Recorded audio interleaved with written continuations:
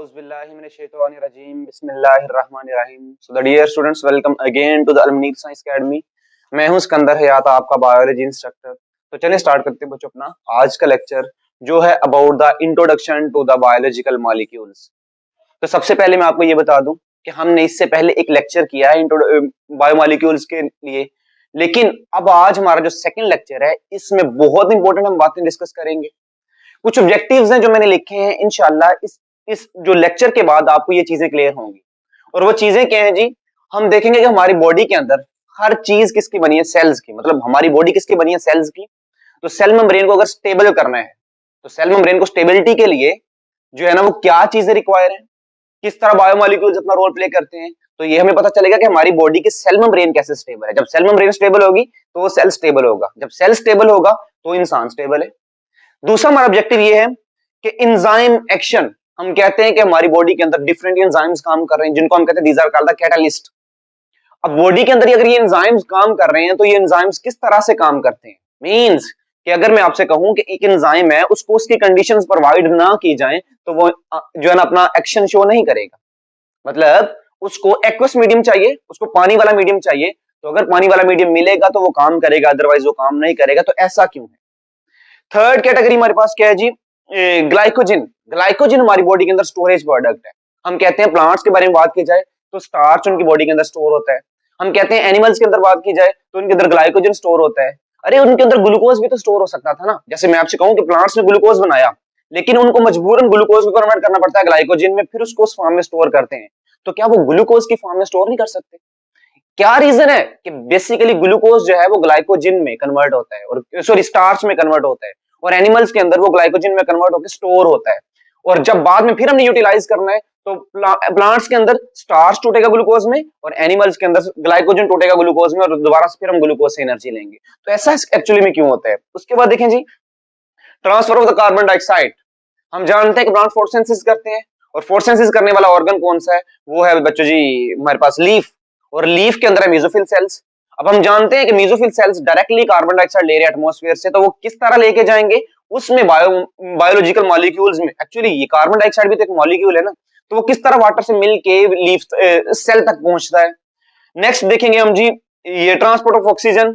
मैं आपसे कहता हूं कि एक फिश फिश जो है ना वो पानी में रह रही है, उसको भी तो ऑक्सीजन चाहिए जिंदा रहने के लिए, तो वो किस तरह ऑक्सीजन लेगी। और लास्ट लास्ट हमारा टॉपिक है जी, डेसोल्यूशन ऑफ द HCl। हमारी बॉडी में हाइड्रोक्लोरिक एसिड जो वर्क कर रहा है वो किस तरह जो है ना काम करेगा, और एक्चुअली में वो जो हाइड्रोक्लोरिक एसिड स्टमक के अंदर है वो किस तरह पानी के अंदर हल होता है, किस तरह म्यूकस के अंदर हल होता है। तो ये सारी वो चीजें जो आज हमने डिटेल में डिस्कस करनी है। तो चलिए स्टार्ट करते हैं जी। तो सबसे पहली बात बच्चों, हमें पता है कि बायोलॉजिकल मॉलिक्यूल्स में हमें पता है कि बायो का मतलब भी क्या है, लाइफ।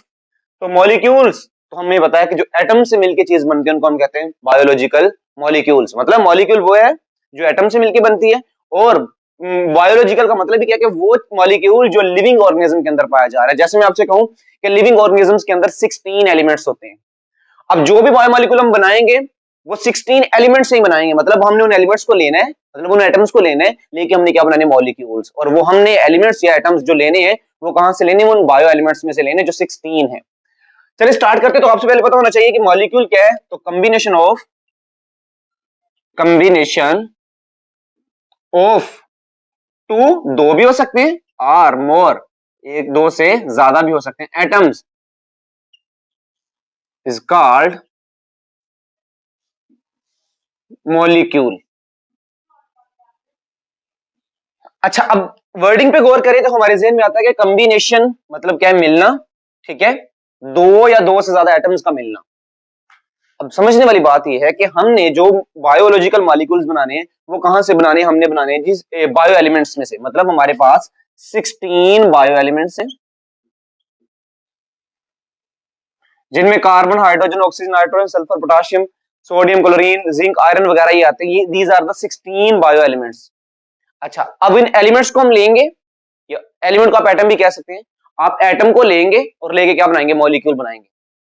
अब जो मॉलिक्यूल बनेंगे हमारे पास वो दो तरह के होंगे, वो हमने देखा था। और वो कौन सा है जी, वो हो सकते हैं इनऑर्गेनिक, और वो हो सकते हैं जी ऑर्गेनिक। इनऑर्गेनिक में हमने क्या देखा था, जैसे हमारे पास वाटर एक इनऑर्गेनिक है, HCl ये इनऑर्गेनिक है, कार्बन डाइऑक्साइड ये इनऑर्गेनिक है, इसी तरह हमारे पास सोडियम हाइड्रोक्साइड NaOH, ये और इनऑर्गेनिक है। उसके बाद ऑक्सीजन देखा जाए तो वो inorganic. So these are the inorganic molecules. और बेसिकली ये एक एटम नहीं है, ये देखें, ये इसमें कितने, एक H2O मतलब दो हाइड्रोजन और एक ऑक्सीजन, तीन एटम्स है यहाँ पे। यहाँ पर कितने, दो, यहाँ पर भी तीन, यहाँ पर भी आप देख रहे हैं जी, हाइड्रोजन, ऑक्सीजन और सोडियम, तीन, यहाँ पर कितने हैं, दो। तो एक्चुअली में किसी में आपको दो मिल रहे हैं, किसी में आपको दो से ज्यादा, तीन। तो बेसिकली ये जो एलिमेंट्स या ये जो एटम्स मिले हैं, इन्होंने मिलकर क्या बनाया, मॉलिक्यूल। आइए जरा देखते हैं कि मैं आपसे कहता हूं कि अगर एटम को आपने मॉलिक्यूल बनाना है तो किस तरह से बनता है। देखिए बच्चों, हम जानते हैं, हमने चैप्टर नंबर 4 में केमिस्ट्री में 9th में पढ़ा, हम जानते हैं कि बेसिकली, ध्यान सुनना मेरी बात को, बेसिकली अगर देखा जाए ना तो एटम जब मॉलिक्यूल बनाती है ना तो बेसिकली कुछ तरह की बॉन्डिंग हो सकती है। जैसे मैं आपसे कहूं, वो हो सकती है ionic bonding, ionic ionic bond भी हो सकता है, वो कोवेलेंट भी हो सकती है,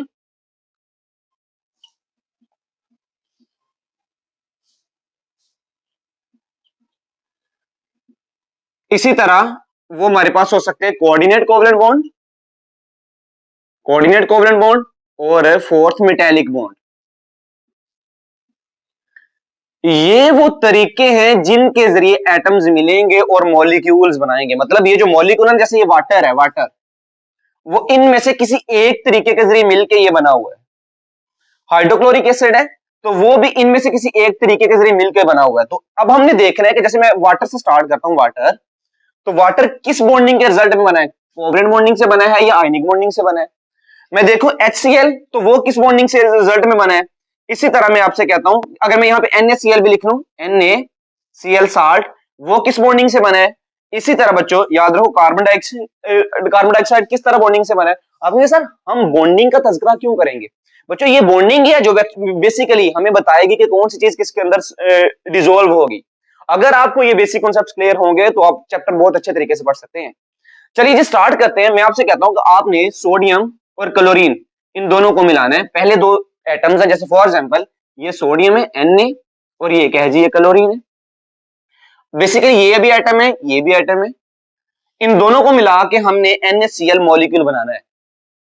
अब सोडियम का एटॉमिक नंबर हम जानते हैं वो है 11, और क्लोरीन का एटॉमिक नंबर कितना होता है, वो है 17।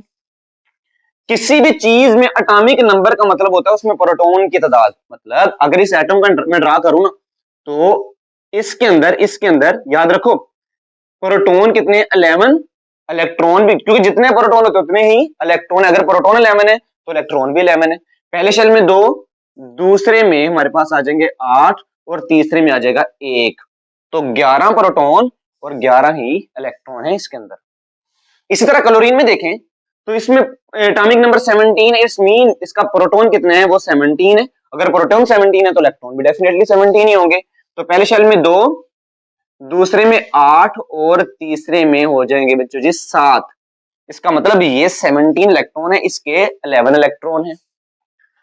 अच्छा, अब जरा सुनिएगा मेरी बात ध्यान से। अब इसके अंदर प्रोटॉन, सोडियम के अंदर प्रोटॉन चूंकि कितने हैं, 11, इलेक्ट्रॉन भी कितने हैं, 11। प्रोटॉन पे चार्ज होता है पॉजिटिव और इलेक्ट्रॉन पे चार्ज होता है नेगेटिव। 11 पॉजिटिव 11 नेगेटिव कैंसिल कर दें, रिजल्ट क्या है, 0। तो याद रखो इस सोडियम के ऊपर कोई चार्ज नहीं आएगा। बेसिकली एटम कहते हैं इसको जब उसके ऊपर कोई चार्ज ना हो। अब इसके ऊपर कोई चार्ज नहीं है।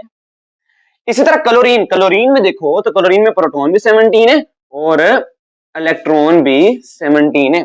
अगर प्रोटॉन भी 17 है, इलेक्ट्रॉन भी 17 है, तो इसका मतलब फिर मैं कहूंगा कि इस पॉजिटिव भी 17 है, इलेक्ट्रॉन भी 17 है, तो चार्ज क्या है, 0। अच्छा, ये चाहता है कि मैं अपने आखिरी शेल में 8 पूरे कर लूं, ये चाहता है कि मैं भी अपने आखिरी शेल में 8 पूरे करूं। इसके आखिरी शेल में है 1 इलेक्ट्रॉन, इसको 7 कहीं से मिलने वाले नहीं है। इसके आखिरी शेल में 7 है, इसको 1 मिल सकता है, तो ये क्या करेगा, इसको इलेक्ट्रॉन दे देगा। याद रखो, ध्यान सुनना, ये स्टेप बाय स्टेप समझना आपने। जैसे ही ये इसको अपना इलेक्ट्रॉन देगा तो इसमें प्रोटॉन तो 11 ही रहेंगे। प्रोटॉन कितने हैं, 11, लेकिन इलेक्ट्रॉन अब कितने हो गए, 10। पॉजिटिव का अगर 11 हो, नेगेटिव का 10 हो, तो आंसर आता है +1।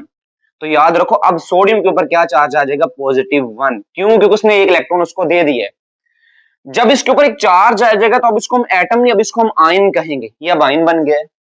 इसी तरह क्लोरीन, क्लोरीन के ऊपर जब ये इलेक्ट्रॉन आएगा तो इसमें पहले प्रोटॉन कितने थे 17, इलेक्ट्रॉन भी कितने थे 17। अब प्रोटॉन तो 17 ही रहे क्योंकि वो तो न्यूक्लियस के अंदर है, लेकिन इलेक्ट्रॉन कितने हो गए वो 18।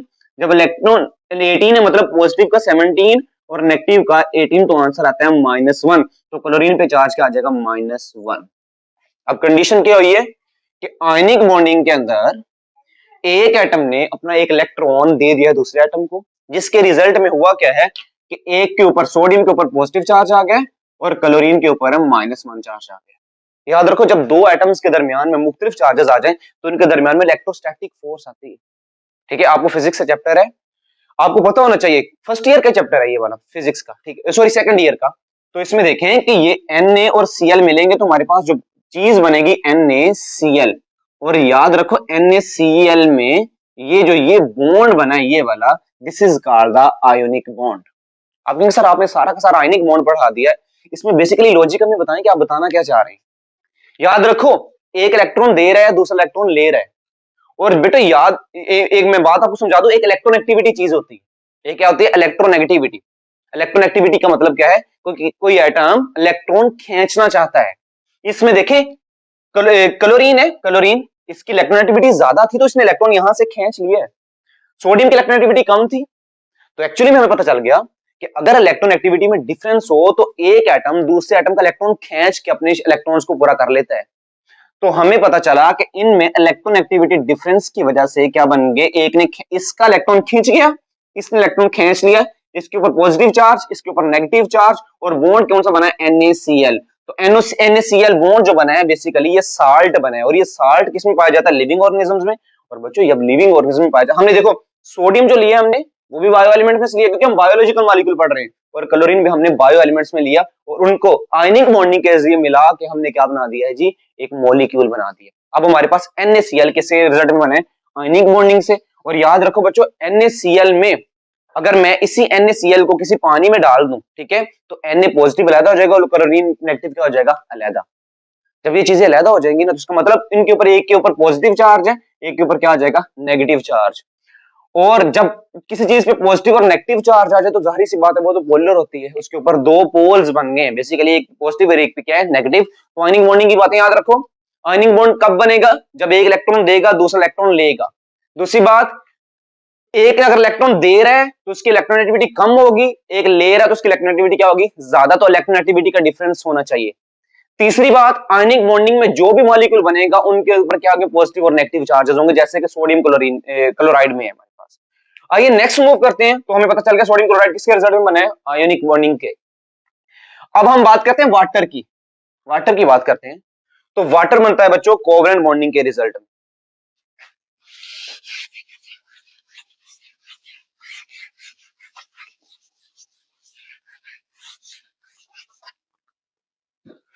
देखिए जी वाटर, वाटर में मैं कहता हूं वाटर का फार्मूला क्या है H2O। कैसे बना है, ये ऑक्सीजन, इधर हाइड्रोजन है और इधर भी हाइड्रोजन। ऑक्सीजन का एटॉमिक नंबर कितना है 8, हाइड्रोजन का इधर से 1, हाइड्रोजन का इधर से भी 1। इसके पहले शेल में 2, दूसरे शेल में 6, इसका एक ही शेल है उसमें 1 है, इसका एक ही शेल है उसमें भी कितना है 1। अब ये चाहता है कि मुझे 2 मिल जाए, ये चाहता है मुझे 2 पूरे करने के लिए 1 मिल जाए, और ये भी चाहता है मुझे 2 पूरे करने के लिए 1 मिल जाए। ये तो वही हिसाब है ना, मैं कोई चीज लेना चाहता हूं तो मेरा दोस्त भी वही चीज लेना चाहता है, उसको भी 50 चाहिए मुझे भी 50 चाहिए, और वो चीज आनी 100 रुपए की, तो मैं चाहूंगा वो मुझे दे दे, वो चाहेगा वो मैं उसको दे दूं। तो हम फिर क्या करते हैं, हम शेयरिंग करके ना दोनों को, दोनों इकट्ठे, और वो चीज ले लेते हैं और दोनों इस्तेमाल कर लेंगे। और वर्ड वर्ड क्या शो कर रहा है, को का मतलब क्या है इकट्ठा, वैलेंस, वैलेंस का मतलब आखिरी शेल इकट्ठे होने वाले इनके। नहीं जी, मैं आपसे कहता हूं कि ये जैसे ये वाला क्या है ऑक्सीजन, इसके पहले शेल में 2 थे, दूसरे शेल में कितने थे 6, 1 2 3 4 5 और 6 इलेक्ट्रॉन थे। हाइड्रोजन ये इसके साथ आके मिल जाएगा, इसका आखिरी शेल इकट्ठा हो जाएगा, को आखिरी वैलेंट का मतलब आखिरी शेल इकट्ठा हो जाएगा, और इसका एक इलेक्ट्रॉन इधर आप ड्रा कर लो, और इसी तरह ये भी आके मिल जाएगा और एक अपना इलेक्ट्रॉन शेयर कर देगा। जब शेयर करेगा, अब देखें जरा, अब इस ऑक्सीजन के 8 पूरे हो रहे हैं, ये देखें 8 ऑक्सीजन के पूरे हो रहे हैं, और इस हाइड्रोजन के भी 1 पूरा हो रहा है, इस हाइड्रोजन का भी 1 पूरा हो रहा है। इसका मतलब सॉरी 2, इसके भी 2 पूरे हो गए, इसके भी 2 पूरे हो गए, और इसके भी 8 8 पूरे हो गए। तो एक्चुअली में ये क्या बना, ये कोवलेंट बॉन्ड बना। इस कोवलेंट बॉन्ड में आपको क्या पता चला, आखिरी शेल्स इकट्ठे हुए, तो वाटर किसके नतीजे में बनता है, कोवलेंट बॉन्डिंग के रिजल्ट में। तो जो वाटर बनता है ओ एच और एच, इसका मतलब इनमें कौन सा बॉन्ड बनेगा, वो बनेगा कोवलेंट बॉन्ड। अब इसके रिजल्ट में मतलब आयनिक बॉन्ड में हमने कुछ पॉइंट्स निकाले थे कि इलेक्ट्रोनेगेटिविटी का डिफरेंस बहुत ज्यादा होगा, और वो कितना होता है, वो 1.7 से ज्यादा होता है, 1.7 से ज्यादा। मतलब सोडियम और क्लोरीन की इलेक्ट्रोनेगेटिविटी, क्लोरीन की इलेक्ट्रोनेगेटिविटी होती है 3.5, ठीक है। और सॉरी एग्जैक्ट मुझे याद नहीं है, लेकिन ये आपको पता होना चाहिए, क्लोरीन और सोडियम की इलेक्ट्रोनेगेटिविटी का डिफरेंस जो होगा वो होगा 1.7 का। इसी तरह आप देखें कि ये, अब आप कहेंगे सर कोवलेंट बॉन्ड के कुछ पॉइंट्स निकालें। कोवलेंट बॉन्ड में इलेक्ट्रोनेगेटिविटी का डिफरेंस इतना नहीं था कि 1.7 हो। जब 1.7 का इलेक्ट्रोनेगेटिविटी डिफरेंस ही नहीं है, तो कोई भी उतनी ताकत से इलेक्ट्रॉन्स को नहीं खींच सकता। जब इलेक्ट्रॉन को नहीं खींच सकेगा, ध्यान सुनो मेरी बात को, तो इसका मतलब फिर शेयरिंग ही हो सकती है, कोई किसी से इलेक्ट्रॉन खींच नहीं सकता। तो इसका मतलब चूंकि यहाँ पे हम जानते हैं कि ऑक्सीजन की इलेक्ट्रोनेगेटिविटी ज्यादा है हाइड्रोजन से, बट इतनी ज्यादा नहीं कि वो 1.7 से ज्यादा हो। अगर 1.7 से ज्यादा होती तो ये इससे इलेक्ट्रॉन ले लेता, ये इससे इलेक्ट्रॉन ले लेता, तो आयनिक बॉन्ड बनता। बट अभी क्या है, अभी कोवलेंट बॉन्ड ही बनेगा, क्योंकि इतनी इलेक्ट्रोनेगेटिविटी का डिफरेंस था ही नहीं। तो इसमें कोई पॉजिटिव और कोई नेगेटिव वाला चक्कर नहीं है, मुकम्मल पॉजिटिव और मुकम्मल नेगेटिव नहीं बनेगा। हाँ, इसमें एक कंडीशन है कि हम जानते हैं कि चूंकि 1.7 का डिफरेंस तो नहीं है, 1.7 का डिफरेंस नहीं है, लेकिन ऑक्सीजन की इलेक्ट्रोनेगेटिविटी कितनी होती है, 3.5। कितनी होती है, 3.5। हाइड्रोजन की होती है 2.1। डिफरेंस कितने का आ गया, 1.4 का। आप कहेंगे सर इसमें और इसमें डिफरेंस 1.4 का आ रहा है, तो ये भी काफी डिफरेंस है। चूंकि ये मुकम्मल इलेक्ट्रॉन तो नहीं खींचेंगे, लेकिन फिर भी ये क्या कोशिश करेगा, जैसे मैं इसको बड़ा करके देखूं, ऑक्सीजन, हाइड्रोजन और हाइड्रोजन, इसमें हमने जानते हैं एक बॉन्ड क्यों बना, क्योंकि एक इलेक्ट्रॉन इसका था, एक इलेक्ट्रॉन इसका था। ये देखो जरा, एक इलेक्ट्रॉन इसका था, एक इलेक्ट्रॉन इसका था, ये जो बॉन्ड बना रहा है। इधर से भी एक इलेक्ट्रॉन इसका, एक इलेक्ट्रॉन इसका, और ये बॉन्ड बना रहा है। अभी भी इसकी इलेक्ट्रोनेगेटिविटी में डिफरेंस कितना है, 1.4 का। इसकी ज्यादा है, इसकी कम है, तो ये कोशिश करेगा कि ये दोनों इलेक्ट्रॉन के पेयर इनको अपनी तरफ खींचे। इसी तरह ये क्या करेगा, दोनों इलेक्ट्रॉन्स के पेयर को अपनी तरफ खींचेगा। तो अब मुकम्मल चार्ज तो नहीं आएगा, क्योंकि मुकम्मल चार्ज तो आयनिक बॉन्ड में आता है, और आयनिक बॉन्ड बनाने के लिए इलेक्ट्रोनेगेटिविटी का डिफरेंस कितना होना चाहिए था, 1.7 का। बट यहाँ पे तो हमारे पास 1.4 का है, तो इस पर पार्शियल नेगेटिव, थोड़ा बहुत नेगेटिव, इसके ऊपर थोड़ा बहुत पॉजिटिव, और थोड़ा क्या आ गया, पॉजिटिव। तो अब हमें एक बात का पता चल गया कि कोवलेंट बॉन्डिंग में डिफरेंस 1.7 से कम होगा। हाँ, उसमें भी पोलर हो सकता है। पोलर का मतलब ये देखिए, ये आपको नजर आ रही है, पोल्स इसमें भी बन गए हैं, एक पॉजिटिव, दो पॉजिटिव, और साथ में क्या आ गया, नेगेटिव। तो याद रखो कोवलेंट बॉन्डिंग फिर दो तरह की हो सकती है। एक ऐसी बॉन्डिंग जिसमें, ध्यान सुनना मेरी बात को, जिसमें डिफरेंस है, लेकिन डिफरेंस इतना ज्यादा नहीं था कि वो आयनिक बॉन्ड क्रिएट कर सके, लेकिन फिर भी पोल्स बन गए। अगर पोल्स बन गए तो उसका मतलब वो पोलर कोवलेंट बॉन्ड है। वो कौन सा है, पोलर, जैसे कि वाटर मैंने आपको बताया। लेकिन कुछ ऐसे होते हैं जो नॉन पोलर होते हैं। जैसे मैं आपसे कहूं कि हमारे पास है जी ऑक्सीजन। अब देखो जरा, ऑक्सीजन में यहां पे ड्रा करूं, तो ऑक्सीजन का क्या है, O2। एक ऑक्सीजन यहां पे है, दूसरा ऑक्सीजन यहां पे है। इसके भी 8 एटॉमिक नंबर है, इसका भी 8 एटॉमिक नंबर है। इसके भी पहले शेल में 2 हैं, दूसरे में 6 है। इसके भी पहले शेल में 2 हैं, दूसरे में कितने, 6। अब दो इसको चाहिए, दो इसको चाहिए, तो दोनों आपस में दो दो शेयर करेंगे। जब दो दो शेयर करेंगे ना, तो उसके रिजल्ट में क्या बनेगा, एक ऑक्सीजन और दो ऑक्सीजन के दरमियान में डबल बॉन्ड बन जाएगा। इसका मतलब क्या है कि ये जो डबल बॉन्ड बना, अब देखें, ये उसकी भी इलेक्ट्रोनेगेटिविटी उतनी है, मतलब 3.5 ही है, इसकी भी 3.5 ही है। कोई किसी के इलेक्ट्रॉन को खींच नहीं सकता, क्योंकि दोनों एक ही जैसे हैं और दोनों की इलेक्ट्रोनेगेटिविटी सेम है। तो इसका मतलब मैं कहूंगा ये क्या है, ये इसमें कोई पॉजिटिव और नेगेटिव वाला केस नहीं है, so it is a non polar. तो बातें कुछ क्लियर हो गई हैं कि आयनिक बॉन्ड हमेशा पोलर होता है, उसमें पॉजिटिव और नेगेटिव चार्ज हमेशा होता है, क्योंकि उसमें डिफरेंस बड़ा ज्यादा होता है। कोवलेंट बॉन्ड में चूंकि शेयरिंग के रिजल्ट में बनता है, आखिरी शेल इकट्ठे होकर शेयर करके इलेक्ट्रॉन्स को पूरा करते हैं। तो यहाँ पे एक डिफरेंट कैटेगरी आ रही है, और वो ये है कि बॉन्ड अगर डिफरेंस थोड़ा ज्यादा है, जैसे 1.4 डिफरेंस भी कम नहीं था, तो फिर पोलर बन जाएगा। अगर डिफरेंस नहीं है तो वो नॉन पोलर बनेगा। तो बच्चों हम ये कह सकते हैं कि देखें, वाटर एक बायोमॉलिक्यूल था, किसके रिजल्ट में बना है, कोवलेंट बॉन्डिंग के रिजल्ट में। इसी तरह ऑक्सीजन, ऑक्सीजन कोवलेंट बॉन्डिंग के रिजल्ट में, लेकिन वाटर पोलर है, ऑक्सीजन नॉन पोलर है। इसी तरह हमारे पास ये देखें जी NaCl, जो कि एक आयनिक बॉन्डिंग के रिजल्ट में बना है, डिफरेंस 1.7 से ज्यादा है। तो इसका मतलब अगर 1.7 से ज्यादा डिफरेंस है, तो इसका मतलब आयनिक बॉन्डिंग भी है, तो पोलर है, लाजमी पोलर है। अब मैं रिजल्ट अगर कुछ लिखूं तो मैं कुछ इस तरह से लिखूंगा, याद रखना ध्यान से। कि NaCl वो क्या है, वो पोलर है, वाटर वो भी पोलर है क्योंकि उसमें भी पॉजिटिव नेगेटिव चार्ज आ गए, लेकिन ये ज्यादा पोलर है, NaCl क्या है, ज्यादा पोलर, क्योंकि ये आयनिक बॉन्डिंग से बना है, ये कोवलेंट बॉन्डिंग से बना है। ऑक्सीजन वो भी, लेकिन वो नॉन पोलर है, नॉन पोलर।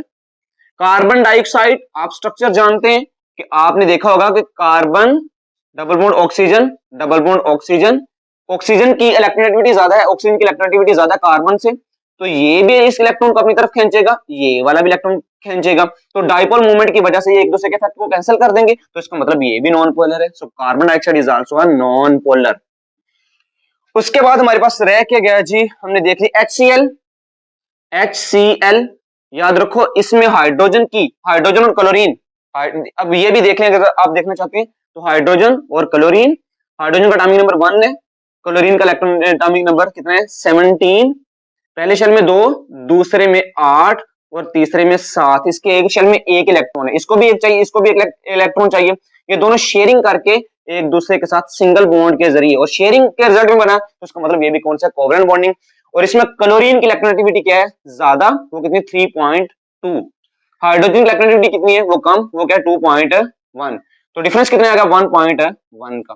जब 1.1 का डिफरेंस आया तो याद रखो, जब इसका मतलब ये डिफरेंस भी काफी ज्यादा है, तो क्लोरीन पे क्या आएगा नेगेटिव चार्ज, हाइड्रोजन पे पार्शियल पॉजिटिव चार्ज, तो इसका मतलब ये भी क्या है पोलर।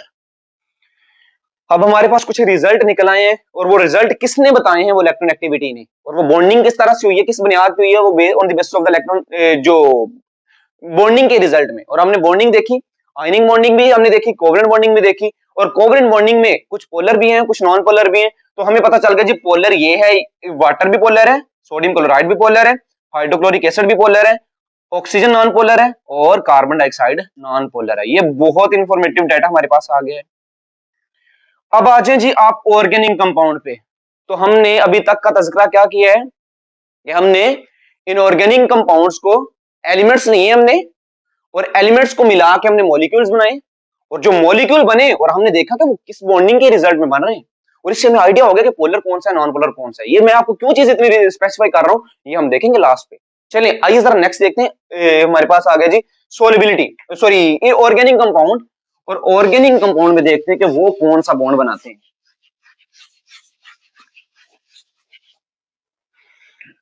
बच्चों याद रखो, एक बहुत इंपॉर्टेंट बात यह है कि ऑर्गेनिक कंपाउंड नाम से जाहिर हो रहा है कि इसमें कार्बन और हाइड्रोजन के कंपाउंड्स होंगे, क्योंकि ऑर्गेनिक केमिस्ट्री हम पढ़ते आए हैं ना, ऑर्गेनिक केमिस्ट्री क्या है, उसमें कार्बन और हाइड्रोजन के कंपाउंड्स आते हैं, और वो कौन कौन से हैं, वो हो सकते हैं हमारे पास कार्बोहाइड्रेट्स, प्रोटीन्स, लिपिड्स,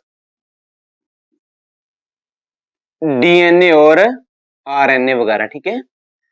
अच्छा, these are the organic compound, मतलब अगर ये ऑर्गेनिक है तो इनमें कार्बन भी है और हाइड्रोजन भी है, और अगर आप कार्बन और हाइड्रोजन की इलेक्ट्रोनेगेटिविटी का डिफरेंस देखें ना, तो उनमें पता क्या है, याद रखो कार्बन की इलेक्ट्रोनेगेटिविटी होती है 3.2, हाइड्रोजन की होती है 3.1, डिफरेंस कितने का है 0.1 का, इसका मतलब ये कोई ज्यादा डिफरेंस है ही नहीं है।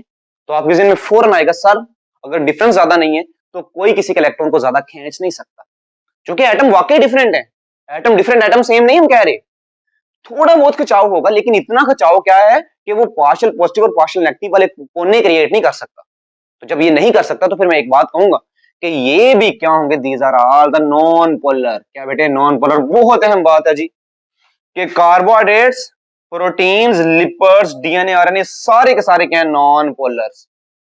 याद रखना सारे के सारे क्या होते हैं, नॉन पोलर्स होते हैं, इनमें से पोलर कोई नहीं है, क्योंकि डिफरेंस बहुत कम है, कोई किसी के इलेक्ट्रॉन खींच ही नहीं सकता, तो इसी वजह से ना किसी पे पार्शियल नेगेटिव आएगा ना किसी पे पार्शियल पॉजिटिव आएगा। So these are considered as the non polar compounds. अब हमारे पास बहुत इंफॉर्मेटिव और बहुत अच्छा रिजल्ट आ गया, और वो ये रिजल्ट आया है कि तमाम के तमाम ऑर्गेनिक मॉलिक्यूल जो हमने देखे हैं, अगर, अच्छा दूसरी बात ये सुन लो कि अगर नॉन पोलर हो, अगर इलेक्ट्रोनेगेटिविटी का डिफरेंस नहीं है, तो फिर बॉन्ड कौन सा बनेगा, आपके जहन में फौरन आएगा, आप सर कहेंगे सर आयनिक तो तभी बनना था अगर इलेक्ट्रोनेगेटिविटी का डिफरेंस बहुत ज्यादा होता तो वो इलेक्ट्रॉन खींच लेते। अब तो चूंकि डिफरेंस ही नहीं है, तो जब डिफरेंस ही नहीं है तो इसका मतलब बॉन्ड कौन सा बनेगा, कोवलेंट बॉन्ड। तो सभी में जो बॉन्ड भी पाया जाएगा वो कोवलेंट बॉन्ड होगा। और बच्चों ये ट्रिक है, सुन लें, कार्बोहाइड्रेट में जैसे ग्लूकोज ग्लूकोज ग्लूकोज मिलके क्या बना रहे हैं जी, सेलुलोज बना रहे हैं, स्टार्च बना रहे हैं, ग्लाइकोजन बना रहे हैं। तो ये सारी चीजें में जब ग्लूकोज ग्लूकोज से मिलता है ना, तो जब मिलता है तो दरमियान में एक बॉन्ड बनता है ग्लाइकोसिडिक बॉन्ड। ग्लूकोज ग्लूकोज से मिलता है तो क्या बनता है बॉन्ड, ग्लाइकोसिडिक बॉन्ड। और चूंकि वो कार्बोहाइड्रेट में आ रहा है तो वो नॉन पोलर है और उसमें बॉन्ड कौन सा है, कोवलेंट बॉन्ड। तो याद रखना ग्लाइकोसिडिक बॉन्ड एक कोवलेंट बॉन्ड ही होता है। कभी ये कंफ्यूज नहीं होना कि आयनिक बॉन्ड हो सकता है, क्यों, क्योंकि भाई इलेक्ट्रोनेगेटिविटी का डिफरेंस ही नहीं था। इसी तरह हम कहेंगे प्रोटीन्स, प्रोटीन्स बनते हैं अमाइनो एसिड्स और अमाइनो एसिड्स से, और अमाइनो एसिड्स के दरमियान में जो बॉन्ड होता है वो होता है जी पेप्टाइड लिंकेज, पेप्टाइड बॉन्ड। और याद रखो पेप्टाइड बॉन्ड भी, वो भी तो नॉन पोलर ही होगा ना, क्योंकि वो भी तो प्रोटीन्स में से आ रहा है और प्रोटीन एक पोलर है, सॉरी नॉन पोलर है, क्योंकि उसमें कार्बन और हाइड्रोजन आ रहे हैं। और नॉन पोलर क्यों, क्योंकि इलेक्ट्रोनेगेटिविटी का डिफरेंस इतना ज्यादा नहीं है। इसी तरह लिपर्ड्स, लिपर्ड्स भी नॉन पोलर्स हैं। So these are the non polar compounds. बहुत इंपॉर्टेंट डिस्कशन हमारी होगी। अब आइए जरा देखते हैं कि जो हमारे ऑब्जेक्टिव्स थे वो किस तरह से क्लियर होते हैं। तो पहला ऑब्जेक्टिव हमारे पास ये है कि मैं आपसे कहता हूं कि हमारी बॉडी के अंदर सबसे ज्यादा पाई जाने वाली चीज क्या है। आप फौरन कहेंगे सर 70%, एक सेल के अंदर 70% पाया जाता है वाटर, H2O। अगर 70% वाटर पाया जाता है तो पानी क्या है, पानी तो एक पोलर है जी, याद रखो, वाटर एक पोलर है। तो पानी अगर, और हम ये भी जानते हैं कि जो भी सोल्यूशन बनता है ना उनमें मोस्टली मोस्टली कौन सा सॉल्वेंट इस्तेमाल होता है, वो वाटर इस्तेमाल होता है। अब वाटर एक सॉल्वेंट है, उसने अपने अंदर हर चीज को हल करवाना है। तो पहला तो लॉजिक याद रखो भी, बहुत इंपॉर्टेंट है कि जो चीज हम जानते हैं कि लाइक डिसॉल्व लाइक रूल ये कहता है कि जो चीज जिस तरह की होती है वो उसी तरह की चीज को अपने अंदर हल करवा सकती है। पानी पोलर है तो ये पोलर चीजों को बड़े आराम से हल करवा लेगा। जैसे पानी है, NaCl पोलर है तो NaCl को पानी बड़े आराम से हल करवा लेगा। मतलब नमक है ना, नमक सोडियम क्लोराइड, उसको पानी में हल करो तो बड़े आराम से हल हो जाए, क्योंकि वो भी पोलर है और मतलब NaCl भी पोलर है और वाटर भी पोलर है। So these get dissolved very easily. उसके बाद देखें जी, हमारे पास HCl हाइड्रोक्लोरिक एसिड हमारे स्टमक के अंदर है और वो हमारे गैस्ट्रिक जूस का पार्ट है। गैस्ट्रिक जूस के अंदर भी म्यूकस के अंदर वाटर होता है और वाटर के अंदर HCl मिल रहा है, हल हो रहा है। वो क्यों हो रहा है, क्योंकि बेसिकली हमारे पास HCl भी पोलर है और हमारे पास वाटर भी पोलर है। Same as it oxygen. अब यहां पे क्वेश्चन ये बनता है कि सर ऑक्सीजन ये हमें कंफ्यूज कर रही है, क्योंकि ऑक्सीजन तो नॉन पोलर है, ऑक्सीजन तो नॉन पोलर है और साथ में कार्बन डाइऑक्साइड भी नॉन पोलर है। तो इसका मतलब ये पानी के अंदर हल नहीं हो सकती, कार्बन डाइऑक्साइड और ऑक्सीजन पानी के अंदर हल नहीं हो सकती। लेकिन हम तो देखते हैं कि जब फोटोसिंथेसिस होती है, अब फोटोसिंथेसिस के रिजल्ट में आप याद रखो कि बाहर से कार्बन डाइऑक्साइड अंदर जाती है, उस वाटर के साथ डिसॉल्व करती है और वो वाटर उसको उनको मेसोफिल सेल्स तक लेके जाता है। तो वहां पर कैसे जो ना वो डेसोल्यूशन हो जाती है। तो ये क्वेश्चन बनता है कि आप कहेंगे सर कि पोलर पोलर को हल करवा रहा है, पानी पोलर है, हम मानते हैं क्योंकि पानी पोलर है, लेकिन कार्बन डाइऑक्साइड भी नॉन पोलर है, ऑक्सीजन भी नॉन पोलर है, फिशेस पानी में रह रही हैं, वो वहां से ऑक्सीजन ले रही हैं, तो पानी के अंदर हल ऑक्सीजन को कैसे ले सकती हैं वो। तो ये क्वेश्चन याद रखना, इस चीज को मैं डायग्रामेटिकली क्लियर करता हूं। मैं कहता हूं एक तालाब है, एक तालाब, उसके अंदर पानी है और पानी आप जानते हैं उसका फार्मूला क्या है, H2O, मतलब HO साथ में क्या है H, इसी तरह HO और H। इसके ऊपर पार्शियल नेगेटिव चार्ज है, इसके ऊपर पार्शियल पॉजिटिव है, partial positive, partial positive, partial positive और पार्शियल नेगेटिव। अब इसके अंदर जब ऑक्सीजन जाती है, ऑक्सीजन तो जाहिर सी बात है डबल बॉन्ड है दरमियान में और दोनों नॉन पोलर हैं। याद रखो इस ऑक्सीजन की इलेक्ट्रोनेगेटिविटी क्या होती है, ज्यादा, इधर भी ऑक्सीजन की इलेक्ट्रोनेगेटिविटी क्या ज्यादा, और इसके ऊपर भी लोन पेयर है, इसके ऊपर भी लोन पेयर है, लोन पेयर्स होते हैं इधर भी। जब इनके ऊपर लोन पेयर्स हैं तो इनके ऊपर क्या होता है, चार्ज नेगेटिव। जब इनके ऊपर नेगेटिव चार्ज होता है तो ये पॉजिटिव फौरन फौरन इसकी तरफ अट्रैक्ट होता है, तो ये यहां से लैदा होता है तो क्या बन जाता है OH। ये क्या बन गया, ये OH, इधर से ये क्या बन गया OH। अब इसका मतलब अब इनके ऊपर नेगेटिव चार्ज आ गया तो अब ये पानी के अंदर अपने आप को मेंटेन कर सकते हैं। पहले अगर अकेला ऑक्सीजन होता O2 की फॉर्म में तो उनके ऊपर चार्ज कोई नहीं था, वो न्यूट्रल थे बेसिकली, क्योंकि उनमें इलेक्ट्रोनेगेटिविटी का डिफरेंस ही नहीं है, तो वो नॉन पोलर है। लेकिन जैसे ही वो ऑक्सीजन अंदर गया है तो ऑक्सीजन के ऊपर लोन पेयर की वजह से जो हाइड्रोजन है वो उसकी तरफ खींचता है और OH नेगेटिव बना देता है, इसी तरह भी OH नेगेटिव बना सकता है। तो इस तरह ऑक्सीजन, अब इसके ऊपर चार्ज आ गया, ये नेगेटिव चार्ज अब वहां पे सस्टेन कर सकते हैं क्योंकि वहां पर पॉजिटिव चीजें होती हैं। तो इस तरह ऑक्सीजन जो है वो इसके साथ डिसॉल्व हो सकती है। Same as it carbon dioxide, अगर हम कहते हैं कि कार्बन डाइऑक्साइड लीफ के अंदर कार्बन डाइऑक्साइड बाहर स्टोमेटा से मेसोफिल तक कौन लेके जाता है? वाटर। तो वाटर इसी तरह जो है ना, वो चूंकि वाटर पोलर है, कार्बन डाइऑक्साइड फिर भी नॉन पोलर है, लेकिन इस मेथड के जरिए वो क्या करेंगे, आयन एक्सचेंज के जरिए एक दूसरे को अपने अंदर डिसॉल्व करवाएंगे। तो ये हमारे कॉन्सेप्ट्स क्लियर हो गए। आपने भूलने नहीं है कि ये चीजें कैसे होती हैं, ये क्योंकि हमें सारी चीजों का आइडिया है। और बच्चों इसकी सबसे बेस्ट एग्जांपल क्या है कि समंदर का पानी। समंदर के पानी में इतना ज्यादा साल्ट होता है, वो पानी के अंदर में हल हो जाता है। क्यों? क्योंकि पानी भी पोलर है, साल्ट भी पोलर है। हाइड्रोक्लोरिक एसिड का मैंने आपको बता दिया। वाटर, वाटर वो चीज है जो सब चीजों को हल करवाती है। क्यों? क्योंकि वो एक यूनिवर्सल सॉल्वेंट। आइए नेक्स्ट देखते हैं। नेक्स्ट है कार्बोहाइड्रेट। आपने sir these are the non polars, ये तो पोलर है ही नहीं है। और बच्चों कार्बोहाइड्रेट में अगर मैं देखूं तो मैं, अब समझने वाली बात है, समझने वाली बात यह है कि हम देखते हैं कि कार्बोहाइड्रेट का मोनोसैकेराइड है जिसका नाम है ग्लूकोज। क्या है जी? ग्लूकोज। ग्लूकोज में कार्बन 6, हाइड्रोजन 12 और ऑक्सीजन होते हैं 6। अब ये छोटा होता है, इसका मतलब इनमें इनमें नॉन पोलैरिटी तो है, इनमें क्या है, नॉन पोलैरिटी है, बट इतनी ज्यादा नॉन पोलैरिटी अभी नहीं है क्योंकि वो बहुत मॉलिक्यूल छोटा है। लेकिन अगर मैं आपसे कहूं कि सेलुलोज, सेलुलोज या स्टार्च बनाओ, स्टार्च, तो आपने सर वो तो, जैसे मैं आपसे कहूं ना कि एक स्टार्च के अंदर 5500 ग्लूकोज के मॉलिक्यूल्स हो सकते हैं, 5500 ग्लूकोज के मॉलिक्यूल स्टार्च के अंदर हो सकते हैं। अगर 5500 ग्लूकोज के मॉलिक्यूल स्टार्च के अंदर हैं, तो इसका मतलब उसमें कार्बन और हाइड्रोजन तो बहुत ज्यादा है, क्योंकि एक ग्लूकोज के मॉलिक्यूल में 6 कार्बन और 12 हाइड्रोजन है। इसका मतलब इतने ज्यादा भी नहीं है, मतलब नॉन पोलैरिटी इतनी ज्यादा नहीं है, बट इनमें तो नॉन पोलैरिटी बहुत ज्यादा है। इसकी रीजन क्या है? क्योंकि इतने ज्यादा कार्बन, इतने ज्यादा हाइड्रोजन, क्योंकि कार्बन और हाइड्रोजन का बॉन्ड नॉन पोलर ही होना है, क्योंकि इलेक्ट्रोनेगेटिविटी का डिफरेंस नहीं है इतना ज्यादा।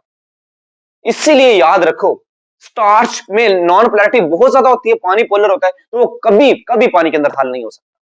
इसी तरह ग्लाइकोजन, उसके अंदर भी हजारों ग्लूकोज के मॉलिक्यूल है, तो नॉन पोलैरिटी बहुत ज्यादा है, तो वो कभी भी पानी के अंदर हल नहीं होगा। इसी तरह मैं कहूं सेलुलोज, उसमें भी बहुत ज्यादा ग्लूकोज के मॉलिक्यूल है, नॉन पोलैरिटी बहुत ज्यादा है, तो वो कभी पानी के अंदर हल नहीं होगा। हाँ, ग्लूकोज सिंपल है, सिंपल ग्लूकोज है, क्योंकि उसमें इतने ज्यादा नॉन पोलैरिटी नहीं है, क्योंकि 6 कार्बन और 12 ही तो हाइड्रोजन है, तो इसका मतलब नॉन पोलैरिटी इतनी ज्यादा नहीं है। फिर वाटर जो इनको अपने अंदर डिसॉल्व करवा लेगा, क्योंकि वाटर पोलर है, इनमें नॉन पोलैरिटी तो है लेकिन इतनी ज्यादा नहीं है, क्योंकि वो छोटे हैं ना मॉलिक्यूल, तो ये पानी के अंदर हल हो जाएगा। और इसकी एग्जांपल क्या है, हम बच्चे जब पैदा होते हैं तो उसको ग्लूकोज देते हैं जी फीडिंग के लिए, ठीक है। अब ग्लूकोज का पानी पिलाना, तो ग्लूकोज को आप देखें तो वो इजीली डिसॉल्व हो जाता है पानी के अंदर। अच्छा, ये हमने हमें अब हमें पता चल गया एक बात की कि भाई वाटर जो है, वाटर वो ऑक्सीजन ग्लूकोज को हल करवा सकता है, क्योंकि नॉन पोलैरिटी इतनी ज्यादा नहीं है, स्टार्च को हल अपने अंदर नहीं करवा सकता।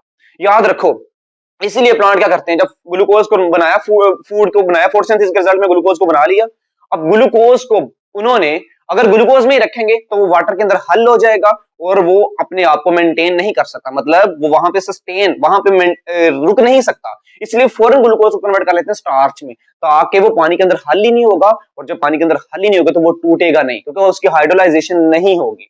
तो याद रखना, अगर मैं कहूं मेरी बॉडी के अंदर ग्लूकोज क्यों नहीं, ग्लाइकोजन क्यों स्टोर होता है, तो आपने कहना सर ग्लूकोज पानी के अंदर हल हो जाता है क्योंकि उसकी नॉन पोलैरिटी इतनी ज्यादा नहीं है, लेकिन ग्लाइकोजन में नॉन पोलैरिटी बहुत ज्यादा हो जाती है, जिसकी वजह से वो कभी पानी के अंदर हल नहीं हो सकता, तो वो वहां पे स्टोर रहेगा, तो क्योंकि उसकी हाइड्रोलाइजेशन थोड़ी मुश्किल हो जाएगी। अब यहां तक हमने बहुत इंपॉर्टेंट क्वेश्चंस कर लिए।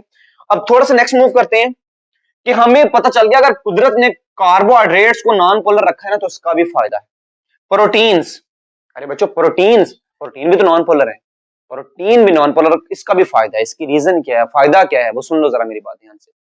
प्रोटीन नॉन पोलर होने का फायदा ये है, बच्चों ध्यान सुनना मेरी बात को, कि प्रोटीन का नॉन पोलर होने का फायदा ये है कि अगर हमारी जो सेल मेम्ब्रेन है, सेल मेम्ब्रेन के अंदर प्रोटीन्स पाए जाते हैं, अगर वो प्रोटीन पोलर होता तो वो वाटर के अंदर हल हो जाता और हमारी सेल मेम्ब्रेन डिसॉल्व हो जाती, घुल मिल जाती। तो अल्लाह ताला ने सेल मेम्ब्रेन प्रोटीन से बनानी थी, तो इसलिए प्रोटीन को अल्लाह ताला ने नॉन पोलर बनाया, ताकि वो हमारी बॉडी के अंदर, मतलब वो वाटर के साथ डिसॉल्व ना हो सके। एक और इंपॉर्टेंट बात ये है कि हम जानते हैं कि कुछ एंजाइम्स, जैसे एंजाइम और कुछ प्रोटीन्स हमारी बॉडी के अंदर हल भी हो जाते हैं। जैसे एंजाइम्स है ना, एंजाइम्स किसके बने होते हैं, ग्लोबुलर प्रोटीन के, और वो ग्लोबुलर प्रोटीन कब काम करेंगे, जब एक्वस मीडियम में होंगे। तो एंजाइम्स जब ग्लोबुलर होते हैं और वो पानी के अंदर डिसॉल्व हो जाते हैं, और डिसोल्यूशन की वजह से, मतलब प्रोटीन दो तरह के होंगे फिर, जो पानी में हल नहीं होंगे और जो पानी में हल हो जाएंगे। जो नहीं होंगे वो सेल मेम्ब्रेन बनाएंगे, जो हल हो जाएंगे वो क्या करेंगे, एंजाइम्स बना देंगे, और एंजाइम्स एक्वस मीडियम के अंदर अपना फंक्शन करते हैं। वो कौन सा फंक्शन करते हैं, वो कैटालाइसिस वाला। उसके बाद देखें जरा जी लिपर्ड्स। लिपर्ड्स पानी के अंदर हल नहीं हो सकते, इसीलिए हम कहते हैं कि लिपर्ड एक इंसुलेटर के तौर पे काम करता है। मैं यहां पे कहूं कि मेरी स्किन के नीचे लिपर्ड है, तो वो क्या करेगा, वो एज इंसुलेटर काम करेगा, ना वाटर को ऊपर जाने देगा, नीचे आने देगा। क्यों? क्योंकि वो नॉन पोलर है। वो क्या है, नॉन पोलर। दूसरी इंपॉर्टेंट बात, हमारी फ्लूइड मोज़ेक मॉडल कहता है कि हमारी सेल मेम्ब्रेन बनी लिपर्ड्स की, और अगर लिपर्ड पोलर होते तो वो सेल मेम्ब्रेन उसके साथ डिसॉल्व करके खत्म हो जाती। अल्लाह ताला ने लिपर्ड को बना दिया नॉन पोलर, और नॉन पोलर पानी के अंदर डिसॉल्व नहीं हो सकता, और हमारी सेल मेम्ब्रेन बड़े अच्छे तरीके से मेंटेन रहती है। न्यूक्लिक एसिड वो भी नॉन पोलर है। तो बच्चों यहां तक हमने डिटेल में देख लिया कि किस तरह से ऑर्गेनिक कंपाउंड होते हैं, किस के ऊपर कौन सा चार्ज आएगा, किस पे ऊपर कौन सा चार्ज नहीं आएगा, पोलर कौन से होते हैं, नॉन पोलर कौन से होते हैं, कोई चीज किसी के अंदर हल हो रही तो क्यों हो रही है। तो ये सारी चीजें हमने देख ली। यहां तक था हमारा लेक्चर। मिलते हैं नेक्स्ट लेक्चर में, तब तक के लिए अल्लाह हाफिज।